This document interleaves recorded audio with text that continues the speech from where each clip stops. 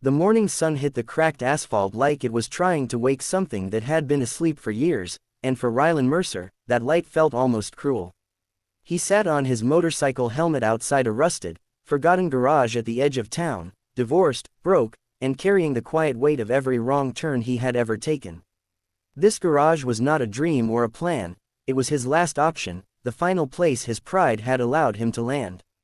He had once roared down highways with brothers at his side and purpose in his chest, but now the only sound was the wind brushing through broken weeds and the steady beat of a heart that refused to quit, even when everything else had fallen apart.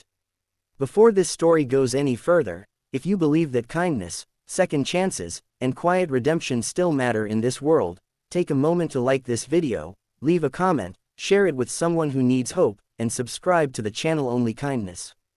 Your support helps stories like this reach hearts that are still searching for light. Rylan had not always been alone.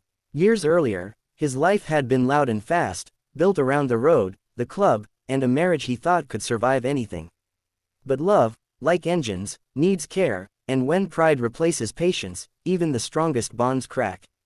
The divorce came quietly, signed papers on a weekday morning, no shouting, no dramatic exits, just two people admitting they no longer knew how to reach each other. The money vanished soon after. Legal fees, missed work, and months of drifting left him with a bike, a duffel bag, and a phone that rarely rang. The club brothers he once rode with were still out there, but Rylan had stepped away, not out of anger, but shame. He needed to know who he was without the patch, without the noise, without someone else telling him where he belonged. The garage had belonged to a man named Vernon Hale, an old mechanic Rylan barely remembered from his childhood. Vernon had passed away months earlier, and the property had been sitting untouched, too rundown to sell and too forgotten to matter. Through a distant family connection and a favor owed long ago, Rylan had been given permission to stay there temporarily, no rent, no promises. When he pushed open the heavy metal door that morning, the smell of oil, dust, and old memories rushed out. Sunlight poured through broken windows, revealing tool benches frozen in time, handwritten notes still taped to the walls, and a work calendar stopped on a random Tuesday from years ago. It felt less like entering a building and more like stepping into a paused life. At first, the days were hard and quiet. Rylan slept on a thin mattress in the back room, washed his face in a cracked sink, and ate whatever he could afford from a discount store. Every morning was daytime bright and unforgiving, showing him exactly where he stood. He spent hours sitting on a crate, replaying mistakes, wondering how a man who once felt unstoppable had ended up counting coins for fuel. But something about the garage refused to let him sink completely. The tools still worked. The lifts, though stiff, could be coaxed back to life. And Rylan, despite everything, still knew engines the way some people know prayers. He started small, fixing his own bike, then an old pickup he found abandoned behind the garage. Word spread slowly, the way it does in small towns, carried by daytime errands and casual mentions at gas stations. A farmer needed a tractor repaired. A single mother needed her car running to get to work. An elderly man wanted his late wife's motorcycle restored, not to ride, but to remember. Rylan never advertised. He never charged much. Sometimes he didn't charge at all. He just worked, hands black with grease, heart slowly learning a new rhythm. Each repaired engine felt like proof that broken things could still move forward. What Rylan didn't expect was how much people noticed the way he worked. He listened more than he spoke. He stayed late without complaint. He treated every job like it mattered, because to him, it did. During the daytime, the garage began to feel alive again. Birds nested in the rafters. Neighbors stopped by with coffee or sandwiches. Someone fixed the broken window. Someone else brought an old radio. The garage became more than a place to fix machines, it became a quiet refuge where people felt safe leaving parts of their lives behind, trusting Rylan to handle them with care. One afternoon, while cleaning out a locked cabinet he had never opened, Rylan found a stack of letters addressed to Vernon Hale. They were thank you notes, some decades old, from people whose lives Vernon had touched.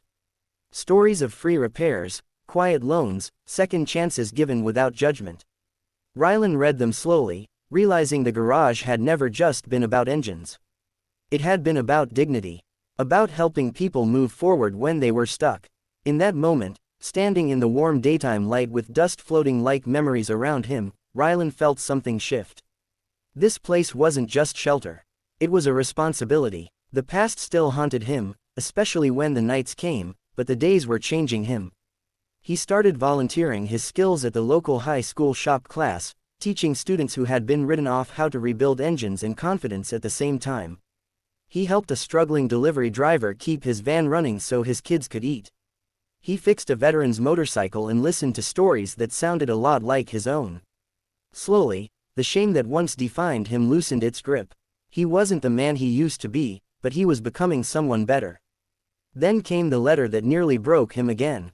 A developer had bought several properties nearby and wanted the garage cleared out within 30 days.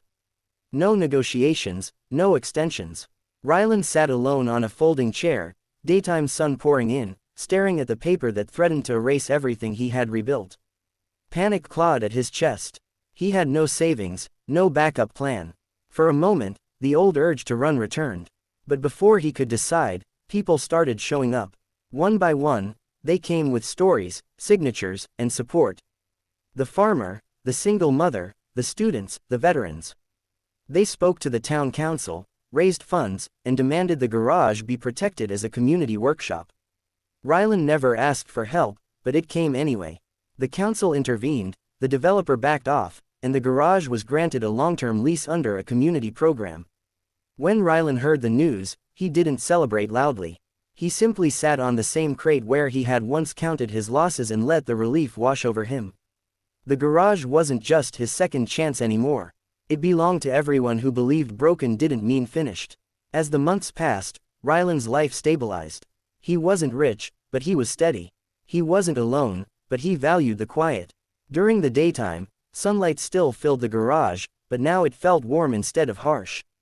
He painted the walls, fixed the roof, and added a simple sign with the garage's original name restored. He never put his own name on it. He didn't need to. His work spoke for him. Just before the story ends, take a moment and write a comment below about where you're watching from or what part of this story resonated with you the most. Your words matter more than you know. On one ordinary morning, Rylan stood outside the garage, watching a group of students laugh as they worked on an old engine together. He realized that his second chance hadn't arrived as a miracle or a dramatic rescue. It came quietly, disguised as responsibility, patience, and kindness repeated every day. If this story touched your heart, if it reminded you that even the most broken paths can lead somewhere meaningful, please like, comment, share, and subscribe to Only Kindness. Your engagement keeps these stories alive, and somewhere out there, someone who feels as lost as Rylan once did might find hope because you chose to care.